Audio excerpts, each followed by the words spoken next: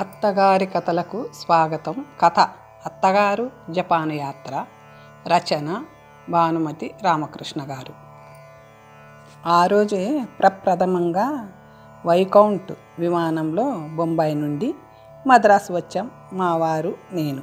ప్రొద్దుటే 7ంటికి బొంబాయిలో బయలుదేరిన వాళ్ళం 10ంటికల్లా మద్రాసు వచ్చేసాం. ఇంటికొస్తూనే మమ్మల్ని చూసి మా అత్తగారు ఆశ్చర్యపోయారు. తెల్లవారి 6 గంటలకు బొంబాయి నుంచి ఫోనులో మాట్లాడిన మేము 10ంటికల్లా ఇల్లు చేరామంటే ఆవిడ నమ్మలేకపోయింది. ఇంకా అంతకంటే కూడా త్వరగా వచ్చే విమానాలు రాబోతున్నాయని మేము చెప్తే నిజంగానా అంటూ దవడలు నొక్కుకున్నారు. ఆ తర్వాత మేము వచ్చిన ఆ కొత్త విమానం ఎట్లా ఉంటుంది, ఏమిటి మొదలైన విషయాలన్నీ ఒక్కొక్కటే అడిగి తెలుసుకున్నారు మా అత్తగారు. పోనీ నేను ఒకసారి ఆ కొత్త విమానంలో రానా ఏమిటే అన్నారు మా అత్తగారు ఎంతో సరదా పడుతూ. వాళ్ళ అబ్బాయి మనవడు ఒక్కసారి గొల్లున నవ్వారు. ఏమిట్రా నవ్వుతారు? ఏం నేను వెళ్ళలేననుకున్నారా? విమానంలో వెళ్ళొచ్చు, మళ్ళీ దిగి రావాలిగా అన్నారు మా వారు. ఏం దిగిరాక బేషుగ్గా దిగిరావచ్చు, మీరంతా రాలా? మా సంగతి వేరమ్మా, వయసు వాళ్ళం, పర్వాలేదు. నీకు వయసు అయిపోయింది, విమానంలో కూర్చోగానే సరా విమానం పైకెళ్ళేప్పుడు ఒక్కోసారి మాకే కడుపులో తిప్పుతుంది. ఎట్లాగో కడుపులో తిప్పుతుంది, నేనెప్పుడే అనుకున్నా. మరి తిప్పకేం చేస్తుంది? గరుడు పక్షిలా అంతెత్తున ఎగురుతుంటే. అది గరుడ పక్షి కంటే చాలా ఎత్తులో వెళ్తుందమ్మా. ఈరోజు మేము వచ్చిన విమానం 18,000 అడుగుల పైన వచ్చింది. ఇంకా ఎత్తుకెళ్లే పెద్ద విమానాలున్నాయి అని మా వారు చెబుతూ ఉంటే మా అత్తగారు హడలిపోయారు.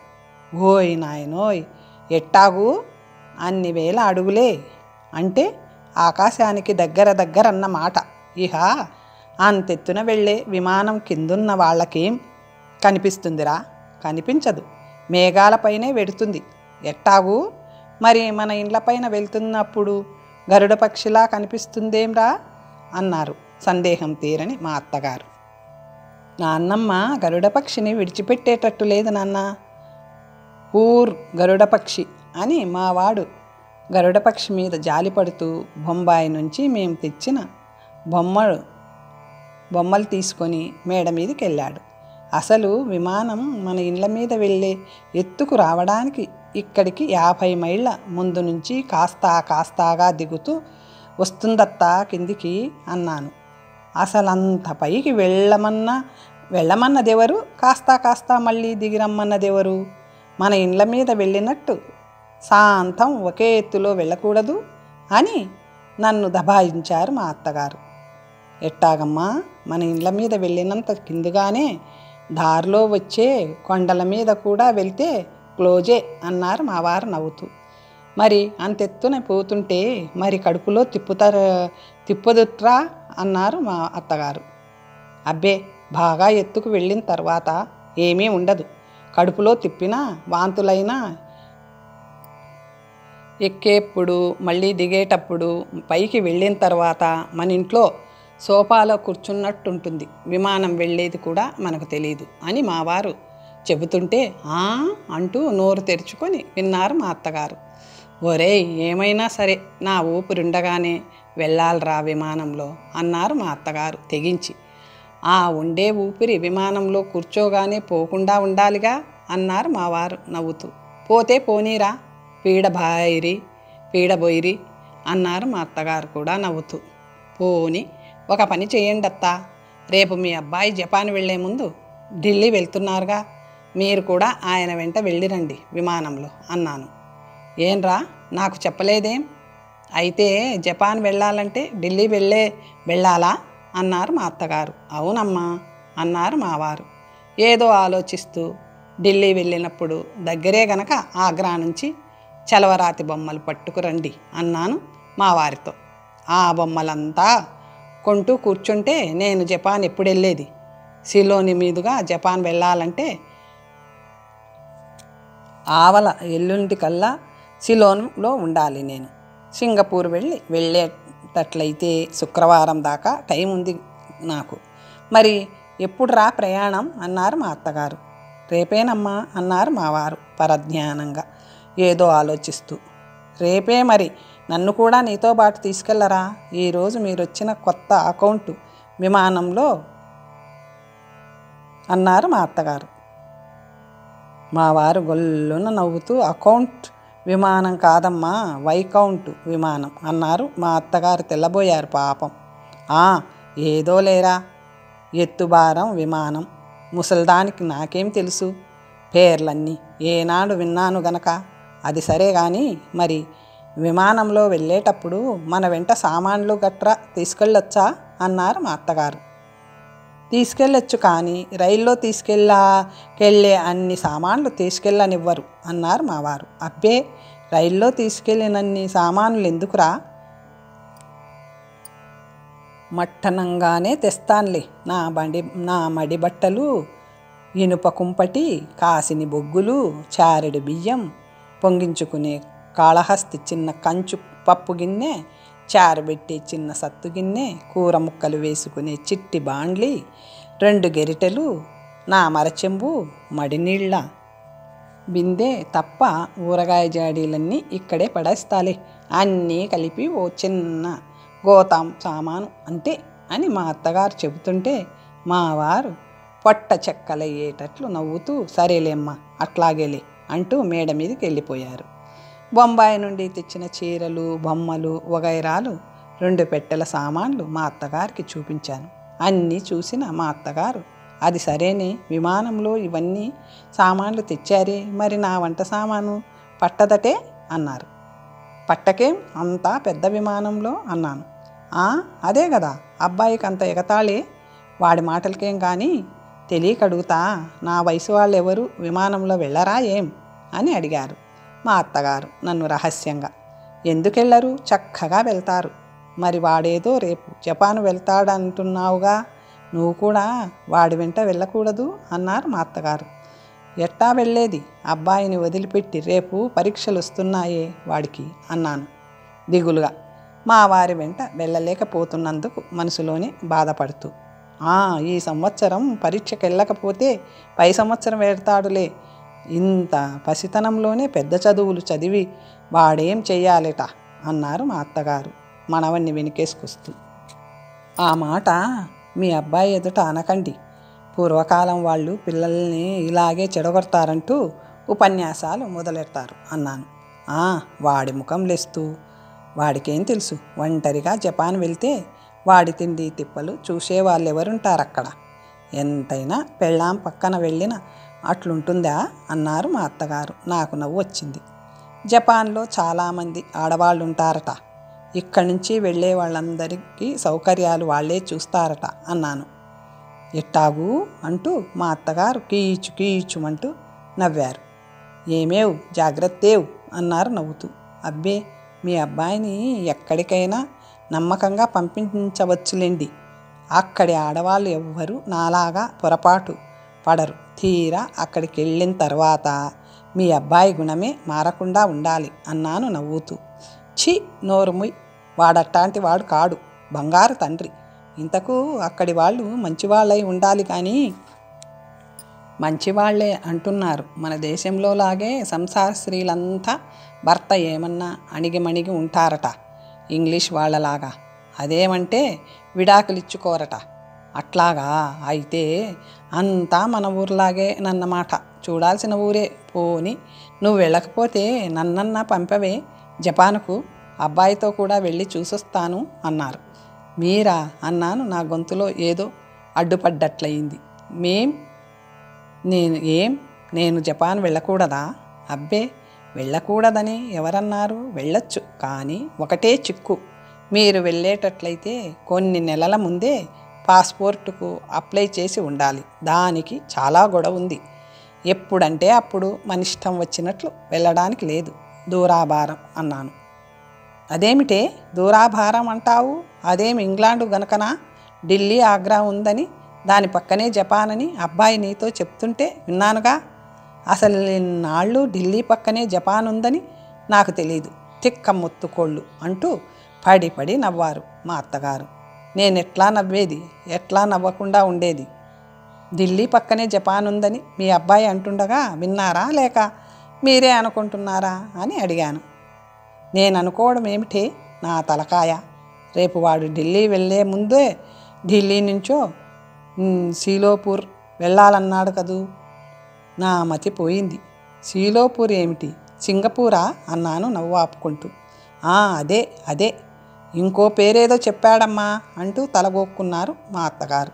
సిలోనా అన్నాను నేను మళ్ళీ. సిలోనా సిలోనా సిలోనా కాదు సిలోన్ అన్నాను.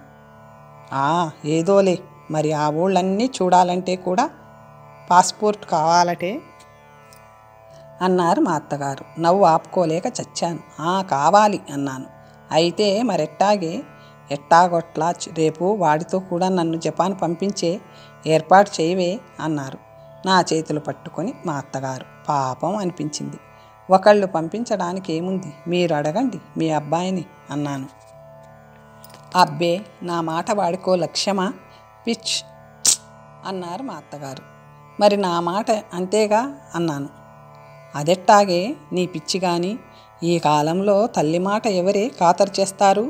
నువ్వు కాస్త గట్టిగా చెప్పకపోతే నేను జపాన్ వెళ్తాననడం వాడికి ఇంకా ఎగతాళిగానే అనుకుంటున్నాడు అన్నారు మా అత్తగారు. ఏం చెప్పేది?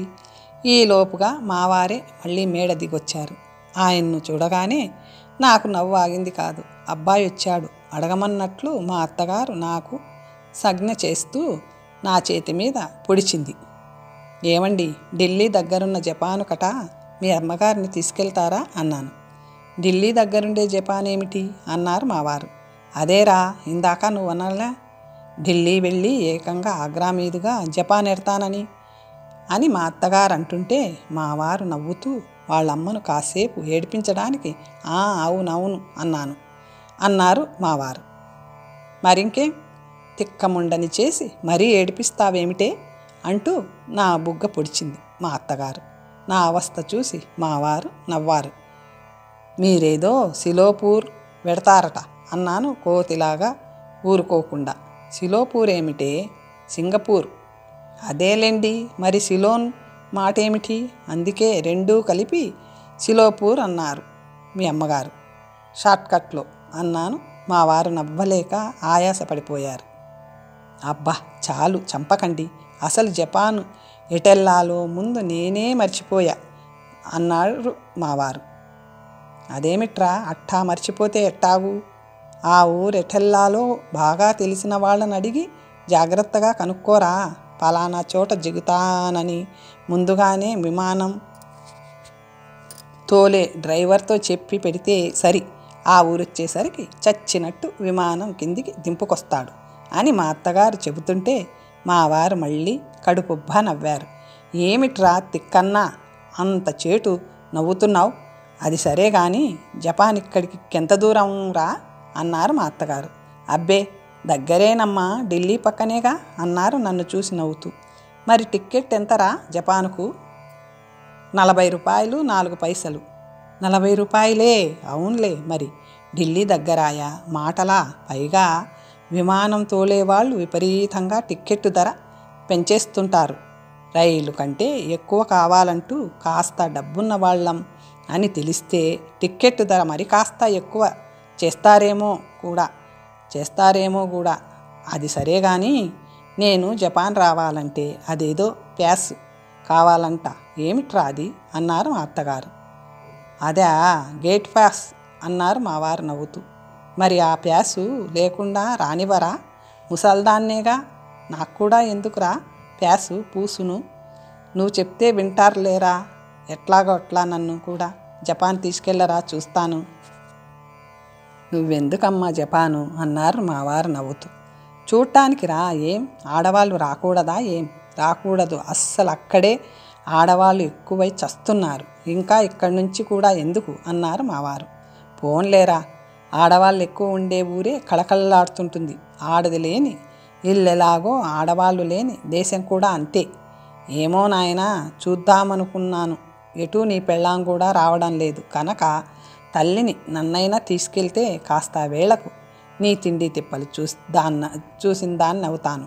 అట్లాగేలే, నేను జపాన్ చూసొచ్చినట్టు అవుతుంది అని మా అత్తగారు అంటుంటే మా వారు ఇంకా నవ్వలేక కుర్చీలో చేరబడ్డారు. ఇంతకు జపాన్కు రైల్లో వెళ్ళాలా, విమానంలో వెళ్ళొచ్చా అన్నారు మా అత్తగారు. నీ ఇష్టం అమ్మా, ఎందులోనైనా వెళ్ళొచ్చు. రైల్లో ఎందుకురా, ఎన్నోసార్లు వెళ్ళానుగా, విమానంలోనే ఒకసారి జపాన్ తీసుకెళ్ళరా అన్నారు మా అత్తగారు సంబరపడిపోతూ. సర్లే అట్లాగేలేమ్మా, రేపు ఢిల్లీ వెళ్ళి తిరిగి ఇంటికి రావాల్సిన పనుంది. మళ్ళీ వెళ్ళేటప్పుడు నిన్ను తీసుకెళ్తాలి. ఈలోపుగా నీ వంట సామానంతా గోతానికి వేసుంచు అన్నారు మావారు భోజనానికి లేస్తూ. అదెంత వంట సామాన్రా, గోతాంలో వేసి కట్టడం క్షణం పని. ఇంతకు మరి కోడల్ని అబ్బాయిని ఎప్పుడు తీసుకెళ్తావురా జపాన్కు అన్నారు మా అత్తగారు మమ్మల్ని రికమెండ్ చేస్తూ. ఇదిగో రేపు నువ్వు జపాన్ వెళ్ళి వస్తూనే వాళ్ళిద్దరినీ తీసుకెళ్తాను. దగ్గరేగా. అదే మరి, ఆ పాటికి పిల్లవాడి పరీక్షలు కూడా అయిపోతాయిలే. మరి నువ్వు కూడా లేవువే భోజనానికి అంది మా అత్తగారు లేస్తూ. అబ్బాయి భోంచేశాడా అన్నాను. వాడు నేను మీరొచ్చే ముందే భోంచేశాం. ఇంతసేపా, మీరే పెందరాలే, ఓ ముద్ద తినండి అంటూ వంటింటి వైపు వెళ్ళారు మా అత్తగారు. అట్లా లోపలికి వెళ్తూనే, ఇదేమిటి, మా అమ్మకు జపాన్ వెళ్ళాలనే పిచ్చి పట్టుకుంది అన్నారు మా వారు నవ్వుతూ. అవునండి పాపం, ముఖ్యంగా విమానంలో ప్రయాణం చేయాలని ఆమె చాలా కాలంగా కలవరిస్తుందండి. పోని మీరు వెళ్ళేటప్పుడు తీసుకెళ్ళకూడదు అన్నాను చివాట్లు తింటానని తెలిసి. నీకేం మతి గితి పోలేదు కదా, అన్నీ తెలిసి ఉండి నువ్వు కూడా మా అమ్మలాగా అడుగుతున్నావేమిటి అన్నారు మా వారు నా మీద కోప్పడుతూ. మరి పాపం, ఆమెను తీసుకెళ్తానంటూ అబద్ధాలు ఎందుకు చెప్పారు? నిజంగానే జపాను మన ఇంటి వెనకాల ఉందనుకుంటుందండి ఆవిడ. ఆమె అట్లా అనుకోవడమే మనకు క్షేమం. ఎందుకంటావా? జపాన్ ఎక్కడుందో, ఎంత దూరంలో ఉందో తెలిస్తే ముందు నన్ను వెళ్ళొద్దంటుంది. ఆమెకు తెలియనంత వరకు మనం అదృష్టవంతులం. మనవాడు పుసిక్కిన చెప్పేస్తాడో ఏమో. కాస్త చూడు, నేను వెళ్ళేదాకా జపాను ఢిల్లీ దగ్గరే అంటూ ఉండు అన్నారు. మరి ఆవిడొస్తానంటున్నారే మీతో కూడా. రేపటికి తప్పించుకున్నాగా, అట్లాగే జపాన్ వెళ్ళే రోజు ఇలాగే ఆలోచిద్దాంలే అని మా వారు అంటుండగానే భోజనానికి కేకేశారు మా అత్తగారు. ఆ రోజు అర్ధరాత్రి పూట మా వారు నేను కంగారు పడుతూ లేచాం. పక్క గదిలో మనవడి మంచం పక్కన పరుపేసుకొని పడుకున్న మా అత్తగారు గోలగోలగా కేకలేస్తూ ఏడుస్తుంది నిద్దట్లో. మాకంటే ముందే మావాడు లేచి నాన్నమ్మ నాన్నమ్మ అంటూ తట్టి లేపుతున్నాడు. ఇంకా ఏడుస్తూనే ఉంది. మా వారు వెళ్ళి అప్పళంగా వాళ్ళమ్మను లేవదీసి కూర్చోబెట్టారు. అమ్మా అమ్మా, ఏమైంది, ఎందుకంటూ కలవరించావు అంటూ వాళ్ళమ్మ భుజం పట్టి కుదిపారు. అప్పటికి కానీ మా అత్తగారు ఈ లోకంలోకి వచ్చి పడ్డారు కారు. ఒక్కసారి మా ముగ్గురిని ఎగాదిగా చూసి కళ్ళు నులుపుకుంటూ చీ వెదవ కల అన్నారు మా అత్తగారు ముఖం తుడుచుకుంటూ. ఏం కల వచ్చింది నాన్నమ్మ? రాత్రి నీకు టార్చన్ కామిక్స్ చదివి వినిపించానే, అందులో టార్చన్తో పోట్లాడిన సింహం ఏమన్నా కలలోకి వచ్చిందా అన్నాడు మావాడు. వాడుకొచ్చిన కలలాంటి కలే వాళ్ళ నాన్నమ్మకు కూడా వచ్చిందేమో అనుకుంటూ. అబ్బే లేదురా, పగలంతా జపాన్ అంటూ మాట్లాడుకున్నాం కదూ. నేనొక్కతనే విమానంలో కూర్చొని జపాన్ వెడుతున్నట్టే కల. ఎవరు నాన్నమ్మ? జపానే వెళ్ళడమే. కంగ్రాచులేషన్స్ నాన్నమ్మ, కంగ్రాచులేషన్స్ అంటూ మావాడు చప్పట్లు కొట్టి నవ్వుతూ వాళ్ళ నాన్నమ్మకు షేక్ హ్యాండ్ ఇచ్చాడు. నువ్వుండు నాన్న, అది సరేనమ్మా, విమానంలో వెళ్ళడం నీకు ఇష్టమేగా, మరి కేకలేసి ఎందుకు ఏడ్చావు అన్నారు మావారు. అదా, నేను వెళ్ళే విమానానికి ఎదురుగుండా ఇంకో విమానం వచ్చిందిరా. అది ఇది ఒక్కసారిగా ఢీ కొట్టడం ఏమిటి, కూర్చున్న కుర్చీతో సహా నేను బోర్లా పడ్డం ఏమిటి, ఓయమ్మా, తలుచుకుంటేనే భయంగా ఉందిరా. తెత్తు నుంచి నేను కూర్చున్న విమానం రెక్కలు తెగిన జటాయువులా ఒక్కసారిగా కింద పడ్డదిరా. ఇహ చచ్చిపోతున్నానే అనుకుని అట్లా కేకలేసి ఏడ్చారా అని మా అత్తగారు చెప్తుంటే మావాడు పొట్ట చెక్కలయ్యేటట్టు నవ్వుతూ, నాన్నమ్మ ఇంతవరకు ఒక్కసారి కూడా ప్లేన్ ఎక్కలేదు, ఇంతలోకే ప్లేన్ క్రాష్, వండర్ఫుల్ డ్రీమ్ నాన్నమ్మ అన్నాడు. మరి ఇంక విమానంలో ఎక్కవన్న మాటేగా అమ్మ అన్నారు మావారు. ఈ దెబ్బతోనైనా వాళ్ళమ్మ విమానంలో జపాన్ వస్తాననటం మానేస్తుందేమోనన్న ఆశతో. సింగినాదం రా, ఏమిటో కలలో వచ్చింది, ఇలలో జరుగుతుందా ఏమిటి? అయినా ఎదురు విమానాలు రాకుండా కాస్త జాగ్రత్తగా చూసుకొని వెళ్తే సరి అన్నారు మా అత్తగారు నిర్లక్ష్యంగా, చప్పరిస్తూ. ఇంకేం మాట్లాడతాం? మా వారు తెల్లబోయి నా వైపు చూశారు. నాకు నవ్వు వచ్చింది. సరే, ఇక వెళ్ళి పడుకోండర్రా, పాపం అనవసరంగా మిమ్మల్ని అందరినీ నిద్రలేపాను తిక్కముండని అంటూ నవ్వారు మా అత్తగారు. నాన్నమ్మ గోస్ టు జపాన్ అని ఒక పిక్చర్ తీయాలి నాన్న అంటూ మావాడు అల్లరి మొదలెట్టాడు. చాలే పడుకోరా తిక్కన్నా, పొద్దున్నే లేచి ప్రైవేట్ మాస్టర్ ఇంటికి వెళ్ళాలన్నావు అంటూ మంచినీళ్ళు తాగడానికి లేచారు మా అత్తగారు. అర్ధరాత్రి ఒక్కసారి మెలకు వస్తే మళ్ళీ ఓ పళంగా నిద్ర పట్టడం కష్టం. అందుకు తగినట్టే మా అత్తగారి కల నన్ను హడలగొట్టింది. తెల్లవారి మా వారు ఢిల్లీ ప్రయాణం పెట్టుకున్నారే అని మనసులో బిక్కుమనటం మొదలెట్టింది. ఆ రాత్రంతా భయంతోనూ దిగులుతోనూ కంటి మీద కునుకే లేకుండా చేసింది అత్తగారి కల. తెల్లవారి ఢిల్లీ వెళ్ళే ప్లేన్కు బయలుదేరారు మావారు. ఎదురుగా వచ్చే విమానాల్ని కాస్త జాగ్రత్తగా చూసి పక్కకు తప్పుకొని వెళ్ళమని ఆ విమానం తోలి డ్రైవర్తో చెప్పరా అంటూ కొడుక్కు భద్రం చెప్పింది మా అత్తగారు. విమానం తోలడం ఏమిటి నాన్నమ్మ, అదేం జట్కా అనుకున్నావా తోలడానికి అంటూ మావాడు విరగబడి నవ్వుతుంటే మా వారు కూడా నవ్వుతూ వెళ్ళి కారులో కూర్చున్నారు. ఢిల్లీ వెళ్ళి వచ్చిన మర్నాడే జపాన్ బయలుదేరారు మావారు. మరి నా మాట ఏమిట్రా అన్నారు పాత గోతానికి వంట సామాను మడిబట్టలు వేసి మూతి కట్టి పెట్టి సిద్ధంగా ఉన్న మా అత్తగారు. మా వారు చిక్కుల్లో పడ్డారనుకున్నాను. ఇదిగో నేను వెళ్ళి పంపిస్తానమ్మా విమానం. ఇప్పుడు నేను వెళ్ళే విమానంలో బొత్తిగా చోటు లేదని నాకు మాత్రం ఒక టిక్కెట్ ఇచ్చారు అంటూ తప్పుకున్నారు దొంగ. మా అత్తగారు పాపం నిజమేనని నమ్మింది. మరి ఒంటరిగా ఎట్టారా విమానంలో రావడం అన్నారు కాస్త దిగులుగా మా అత్తగారు. మొన్న రాత్రి కల్లో వెళ్ళావు కదమ్మా ఒంటరిగా విమానంలో అన్నారు మా వారు నవ్వుతూ.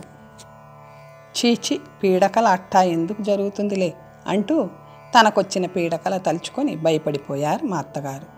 మరి ఎట్టారా నేను రావడం అన్నారు మా అత్తగారు.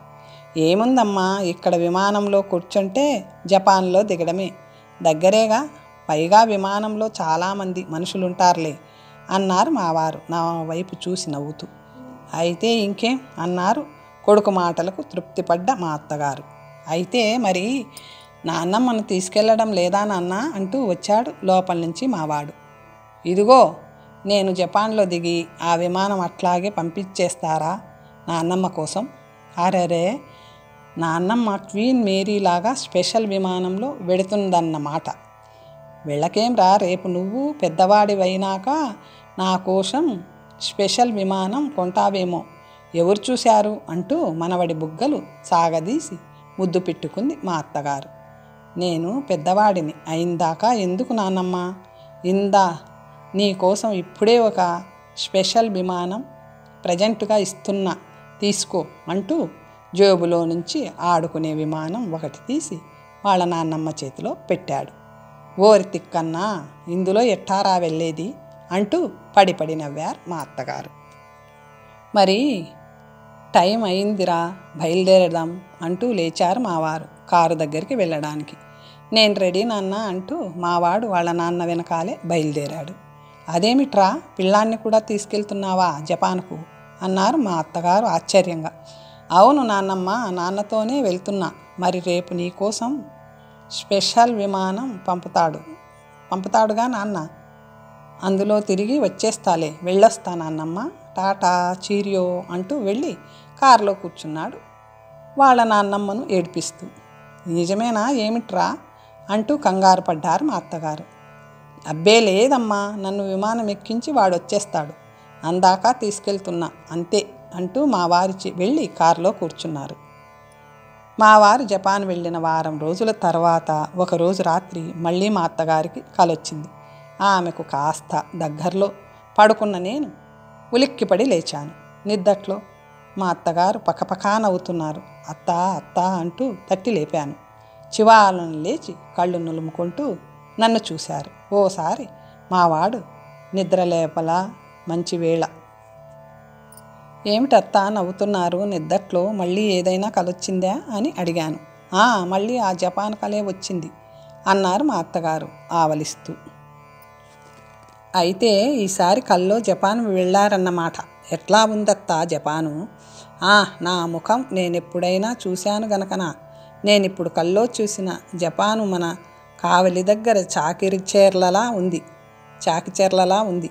చిన్న ఊరే, మనుషులు మాత్రం మనం ఆ మధ్య బెంగుళూరు నుంచి తెచ్చిన జపాన్ బొమ్మల్లాగానే ఉన్నారు. మరి ఎందుకట్లా పకపక నవ్వారు అన్నాను. అదే అంటూ మళ్ళీ నవ్వడం మొదలెట్టారు. ఆ జపాన్ వాళ్ళంతా గోచి పెట్టి చీర కట్టుకున్న నన్ను విచిత్రంగా చూడటం మొదలెట్టారే. అందులో కొందరు ఆడవాళ్ళు కుర్ర కుంకలు నా గోచి పట్టి లాగి గోల చేయడం చూసి నవ్వొచ్చింది. ఏమిటో కల. నిజంగానే రేపు నేను జపాన్ వెళ్తే నా గోచి చూసి అక్కడి వాళ్ళంతా నవ్వుతారో ఏం గోల చేస్తారో అన్నారు మా అత్తగారు. ఏం నవ్వర్లేండి. అక్కడి వాళ్ళంతా ఒంటి నిండా వదులొదులుగా తగిలించుకునే లంబాడీ బట్టలు చూస్తే మనకు నవ్వొస్తుంది అన్నాను మా అత్తగారి గోచిని సమర్థిస్తూ. అవునే, అదేమిటే ఆ జపాన్ బొమ్మల్లో ఉండే ఆడవాళ్ళంతా నడ్డి మీద పరుపు చుట్టల్లాంటి ఏవో తగిలించుకున్నారు అన్నారు మా అత్తగారు. ఆ పరుపు చుట్ట బహుశా వాళ్లకు మీ గోచి లాంటిదే ఉంటుందత్తా అన్నాను ఏం చెప్పాలో తెలియక. అంతే అది వాళ్ళ దేశపు గోచి. అది సరే కానీ అబ్బాయి విమానం ఎప్పుడు పంపుతాడే? ఇట్టా దిగి ఇట్టా పంపుతానన్నాడే. మరి నిన్నంతా రాలేదు విమానం. నా గుండె గతుక్కుమంది. తను సింగపూర్ వెళ్ళి జాబు రాసిందాకా వాళ్ళమ్మకు నిజం చెప్పొద్దన్నారు మావారు భయపడుతుందని. పంపుతారు రేపో ఎల్లుండో, వర్షాకాలం కదూ, మధ్య ఆగుతూ వస్తుంది విమానం అంటూ మెల్లగా వెళ్ళి పడుకున్నాను. అట్లాగా, సరేలే కానీ తొందరేముంది అంటూ మా అత్తగారు కూడా పడుకున్నారు. తెల్లవారిన తర్వాత మావాడు మొదలెట్టాడు అల్లరి. నాన్నమ్మ కోసం నాన్న ఇంకా స్పెషల్ విమానం పంపలేదే అంటూ. పంపుతాడు లేరా, వర్షాకాలం కదూ, జోర్న వర్షం కురుస్తుంటే మరి ఆకాశంలో విమానం తోలేవాడికి కండ్లు కనిపించొద్దు. వర్షం వస్తే రోడ్లో వెళ్ళే కార్లే కనిపించవు. ఇంకా మేఘాల్లో వెళ్ళేవాడికి దోవేం కనిపిస్తుంది. వర్షాలు తగ్గాక పంపుతాడేమోలే అని మా అత్తగారు అంటుంటే, అయ్యయ్యో నాన్నమ్మ నిజంగా నమ్మిందా అంటూ విరగబడి నవ్వాడు మావాడు. వాళ్ళ నాన్నమ్మకు చెప్పొద్దని సంజ్ఞ చేసి చెప్పాను మావాడికి. కానీ వాడు ఆ మాట అని నవ్వడం చూసి మా అత్తగారు పసికెట్టేశారు. అదేమిటేవు, అందరూ కలిసి నన్ను ఆడించడం లేదు కదా, అబ్బాయి నిజంగానే విమానం పంపాడా ఏం? నేను జవాబు చెప్పేలోగానే మళ్ళీ మావాడు పొట్ట చెక్కలయ్యేటట్లు నవ్వుతూ, విమానం పంపడం ఏమిటి నాన్నమ్మ, రోజూ వస్తున్నాయిగా విమానాలు. నాన్న ఎగతాళి కంటే నువ్వు నమ్మావేమో నాన్నమ్మ అన్నాడు. అట్టాగా, అయితే అదంతా ఎగతాళి కన్న మాటే. ఓరి నీ ఇంట వాన కురవా, నేనింకా నిజమేననుకున్నా తిక్కముండని. అయితే రోజు రైళ్ల మాదిరిగానే విమానాలు జపాన్ వెళ్ళి వస్తున్నాయన్నమాట. రోజూ వెళ్ళవులే, వారానికి ఒకసారి 2 సార్లు వెళ్తాయి. అది నేరుగా జపాన్ వెళ్ళడానికి లేదు. ఇక్కడి నుంచి సింగపూర్ వెళ్ళాలి, ఆ తర్వాత బ్యాంకాక్ వెళ్ళాలి, తర్వాత హాంకాంగ్ వెళ్ళాలి, ఆ తర్వాతనే జపాన్ వెళ్ళాలి. ఏమనుకున్నావు మై డియర్ నాన్నమ్మ, జపాన్ అంటే ఇక్కడుంది అనుకున్నావా అంటూ మావాడు అమెరికన్ స్టైల్లో నవ్వాడు. మావాడు చెప్పిందంతా విన్నా మా అత్తగారికి నోట మాట రాలేదు. ఎట్లాగూ అయితే అది మన దేశంలో ఉన్న ఊరు కాదన్నమాట. అవును కానీ ఇక్కడికి ఎంత దూరం రా జపాను? నియర్లీ 3000 మైల్స్ నాన్నమ్మ. ఇంగ్లీష్లో చెప్తే నాకేం తెలుస్తుందిరా. మరి నన్నేం చేయమంటావు నాన్నమ్మ? నీకు ఇంగ్లీష్ ఎట్లాగో నాకు తెలుగట్లా. 3000 మైల్స్ అంటే 3000 మైళ్ళు కదమ్మా అని నన్ను అడిగాడు మావాడు. ఏమిటి 3,000 మైళ్ళే. ఓయ్ నాయనోయ్! అయితే ఇప్పుడు మీ నాన్న అంత దూరం వెళ్ళాడన్నమాట అన్నారు మా అత్తగారు గుడ్లు తేలేసి. అవును నాన్నమ్మ, రేపు నువ్వు కూడా వెళ్తావుగా నాన్న పంపించే స్పెషల్ విమానంలో అంటూ మావాడు నవ్వాడు. ఇంకా నా తలకాయ్, నేనేం వెడతానంత దూరం. జపాన్ అంటే ఏదో మన దేశంలో ఊరే అనుకున్నా. నాకేం తెలుసు అది ఇంగ్లాండు లాగా ఇంకో దేశమని. ఇంతకు ఆ జపాన్ పోవడానికి టిక్కెట్టు ఎంతరా? కొన్ని వేల రూపాయలు అవుతుంది. ఓర్ నాయనో, 1,000 రూపాయలే? ఓసి మీ ఎగతాళి దొంగల దోలా, మొగుడు పెళ్ళాం కలిసి ఎంత నాటకం ఆడారే. ఇప్పుడు నా మనవడు చెప్పకుండా ఉంటే నా గతేమిటంట. జపాన్ ఢిల్లీ దగ్గరేనంటిరి, టిక్కెట్టు 40 రూపాయలేనంటిరి. ఓ బ్యూటీ అంటూ మావాడు కుర్చీలో నుంచి కిందికి దూకి పడి నవ్వడం మొదలెట్టాడు. ఉక్రోషం వచ్చిన మా అత్తగారు మనవడి వీపు మీద ముద్దుగా ఒకటిచ్చి, దొంగబడవ, అప్పుడే చెప్పి ఉండకూడదు, ముగ్గురు కలిసి ముసల్దాన్ని చెవులకు తాటాకులు కడతారా అన్నారు. నాన్నమ్మ, నేనేం అబద్ధాలు చెప్పాలా? నాన్నే నిన్ను ఏడ్పించాడు. పోని మీ అమ్మైనా నిజం చెప్పొచ్చుగా. అసలు వాడింత దూరాభారం వెడతారని తెలిస్తే వాణ్ణి వెళ్ళనిచ్చేదాన్నే కాదు అన్నారు మా అత్తగారు విచారపడుతూ. అందుకనే మీ అబ్బాయి మీతో నిజం చెప్పలేదు, నన్ను చెప్పనివ్వలేదు అని నేను అంటుండగానే పోస్ట్ అంటూ బయట నుంచి కేక వేశాడు పోస్ట్ మ్యాన్. నాన్న దగ్గర నుంచి లెటర్ వచ్చుంటుందమ్మా అంటూ పరుగు తీశాడు మావాడు. అవునమ్మా, నాన్న దగ్గర నుంచి అంటూ మావాడు సంతోషంతో ఎగురుకుంటూ వచ్చాడు. చూశావా నాన్నమ్మ, జపాన్ వాళ్ళ పోస్ట్ కవర్లు ఎట్టా ఉంటాయో అంటూ వట్టి కవర్ వాళ్ళ నాన్నమ్మకిచ్చి లెటర్ నాకిచ్చాడు. మా వారు క్షేమంగా జపాన్ చేరినట్లు వ్రాశారు. టోక్యో నుంచి భయపడుతుందని వాళ్ళమ్మతో అబద్ధం చెప్పినందుకు క్షమించమని కోరారు. జపాన్ నుంచి వచ్చేటప్పుడు కొడుక్కు బొమ్మలు, వాళ్ళమ్మకు కీ ఇస్తే వెళ్ళే విమానం తీసుకొస్తానని వ్రాశారు. అది వింటూనే మావాడు వాళ్ళ నాన్నమ్మను గోల చేయడం మొదలెట్టాడు. భలే నాన్నమ్మ, నువ్వు జపాన్ వెళ్ళకపోయినా నాన్న నీకు జపాన్ నుంచి స్పెషల్ విమానం కొనుక్కొస్తున్నాడు అంటూ చప్పట్లు కొట్టాడు. ఊరుకోరా తిక్కన్నా, పిల్లవాడి క్షేమం తెలిసింది నాకంతే చాలు. నాకే విమానం అక్కర్లేదు. మీ నాన్న తిరిగి చల్లగా ఇల్లు చేరితే నేను విమానం ఎక్కి జపాన్ యాత్ర చేసి వచ్చినంత పుణ్యం అంటూ కొడుకు క్షేమంగా తిరిగి రావాలని తిరుపతి వెంకన్నకు వెంటనే ఒక ముడుపు కట్టేశారు మా అత్తగారు. కథ సమాప్తం. మరొక మంచి కథతో కలుసుకుందాం.